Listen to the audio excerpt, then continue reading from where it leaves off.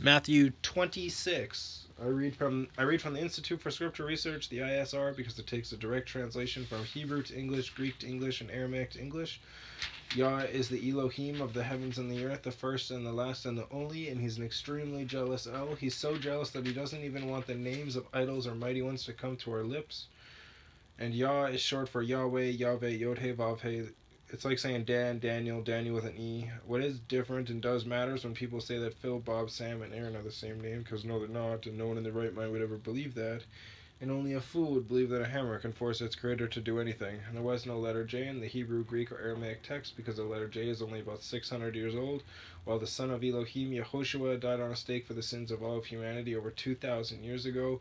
And a direct translation from Hebrew to English, Yehoshua is Joshua, and I strongly believe that the son of Elohim's name, Yehoshua, means Yahweh is salvation. Excuse me. 26. And it came to be when Yehoshua ended all these words, he said to his taught ones, you know that after 2 days the Pesah, Passover, P-E with a half a check mark, S-A-H with a dot takes place, and the son of Adam is to be delivered up to be impaled. Excuse me, impaled. The markings that were on his feet and his hands would be the same if it was for a cross. That's why people don't question it. Then the chief priests and the scribes and the elders of the people came together at the court of the high priest, who is called Qayapha, Q-A-Y-A-P-H-A, and plotted to seize Yehoshua by trickery and kill him. But they said, not at the festival, lest there be an uproar among the people. Excuse me. And when Yehoshua was in Bethania at the house of Shimon the leper, a woman came to him having an alabaster flask, alabaster, A-L-A-B-A-S-T-E-R, flask of costly perfume, and she poured it on his head as he sat at the table. Excuse me. And when his taught ones saw it, they were much displeased, saying, to what purpose is this waste? I mean, I think perfume's a waste in general, but perfume, makeup is for clowns. Only clowns wear makeup. For this perfume could have been sold for much and given to the poor. However, when Yehoshua noticed it, he said to them, why do you trouble the woman? For she has done a good work toward me. For you always have the poor with you, but me you do not have always. For in pouring this perfume on my body, she did it for my burial. Ooh, she knows. Truly I say to you, wherever this good news is proclaimed in all the world, what this woman has done shall be spoken of also to her remembrance. Excuse me. Then one of the 12, called Yehuda from Querioth, Q-E-R-I-O-T-H, went to the chief priests and said, what would you give me to deliver him to you? And they counted out to him 30 pieces of silver. Zech 11:12. Excuse me. And from then on he was seeking an occasion to deliver him up. And on the first day of unleavened bread, the taught ones came to Yehoshua, saying to him, where do you wish us to prepare for you to eat the Pesah? And he said, go into the city to a certain man and say to him, the teacher says, my time is near, I am to perform the Pesah at your house with my taught ones. And the taught ones did as Yehoshua had ordered them, and prepared the Pesah. And when evening came, he sat down with the 12, and while they were eating, he said, truly I say to you, one of you shall deliver me up. And they were deeply grieved, and began to say to him, each one of them, Master, is it I? And he answering said, he who has dipped his hand with me in the dish, he shall deliver me up. Indeed, the son of Adam goes as it has been written concerning him, but woe to that man by whom the son of Adam is delivered up. it would have been good for that man if he had not been born. That's how bad it's going to be. And Yehuda, he who delivered him up, answered, said, Rabbi, is it I? He said to him, You have said it. And as they were eating, Yehoshua took bread, and having blessed, broke and gave it to the taught ones, and said, Take, eat, this is my body. It's not physically his body, it's just the bread, it's an interpretation. That is all it is. Don't freak out. Excuse me.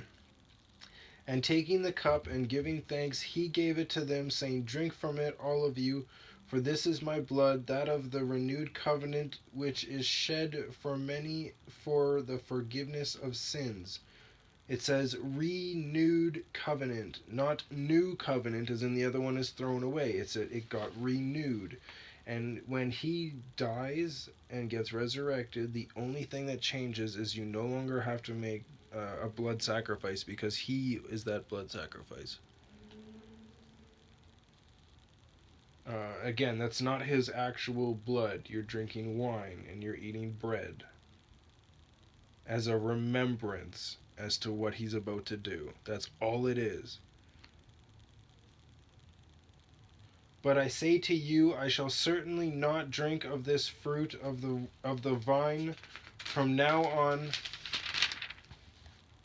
till that day when I drink it anew with you in the reign of my Father. And having sung a song, they went out to the Mount of Olives. Then Yehoshua said to them, All of you shall stumble in me this night, for it has been written, I shall strike the shepherd, and the sheep of the flock shall be scattered. Zech 13:7 says A. Also see MQ 14:27 and YN 16:32. Excuse me.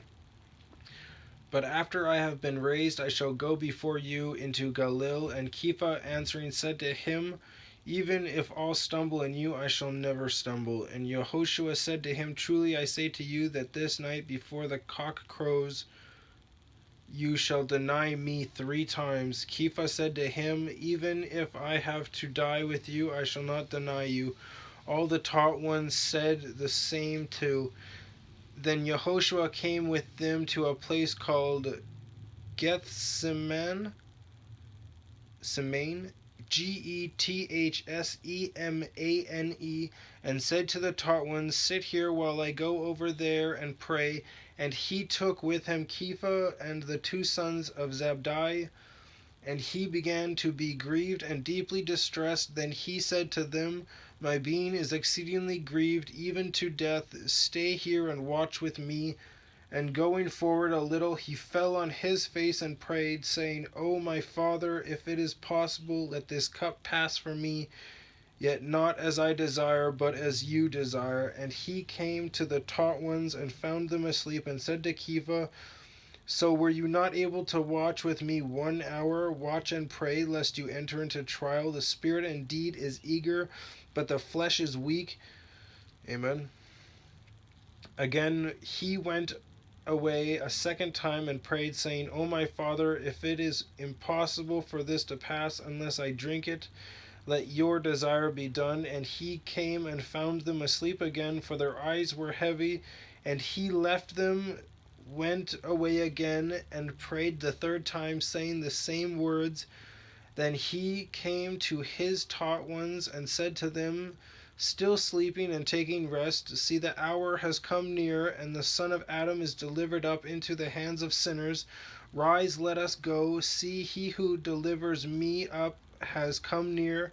And while he was still speaking, see, Yehuda, one of the 12, with a large crowd, with swords and clubs, came from the chief priests and elders of the people, and he who was delivering him up gave them a sign, saying, Whoever I kiss, it is he, seize him. And going straight up to Yehoshua, he said, Greetings, Rabbi, and kissed him. And Yehoshua said to him, Friend, why have you come? Then they came and laid hands on Yehoshua and seized him, and took one of those with Yehoshua, put out his hand. And look, one of those with Yehoshua put out his hand and drew his sword and striking the servant of the high priest, he cut off his ear. Then Yehoshua said to him, "Return your sword to its place, for all who take the sword shall die by the sword. Or do you think that I am not able to pray to my Father now, and he shall provide me with more than 12 legions of messengers? How then would the scriptures be filled that it was to be this way?" In that hour Yehoshua said to the crowds, "Have you come out as against a robber with swords and clubs to arrest me? Daily I sat with you teaching in the set-apart place, and you did not seize me. But all this came to be so that the scriptures of the prophets might be filled." Then all the taught ones left him and fled, and those who had seized Yehoshua led him away to Caiaphas the high priest, where the scribes and the elders were gathered together. But Kepha followed him at a distance to the courtyard of the high priest, and he went in and sat with the servants to see the end. And the chief priests and the elders and all the council were seeking false witness against Yehoshua to put him to death, but found none. Although many false witnesses came forward, they found none. But at last 2 false witnesses came forward and said, "This one said, I am able to destroy the dwelling place of Elohim and to build it in 3 days." And the high priest stood up and said to him, "Have you no answer to make? What do these witness against you?"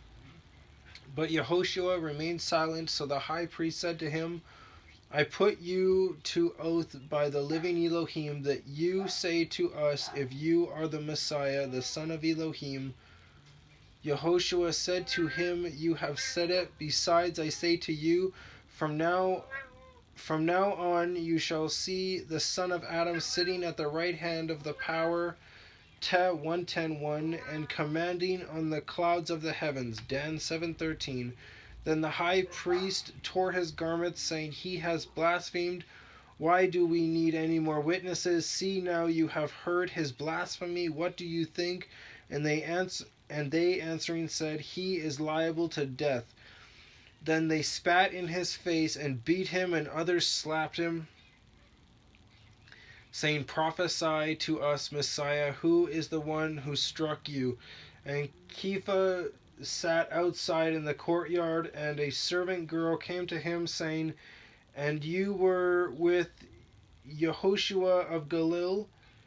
But he denied it before them all, saying, "I do not know what you say." And as he was going out to the porch, another girl saw him and said to those there, "And this one was with Yehoshua of Nazareth."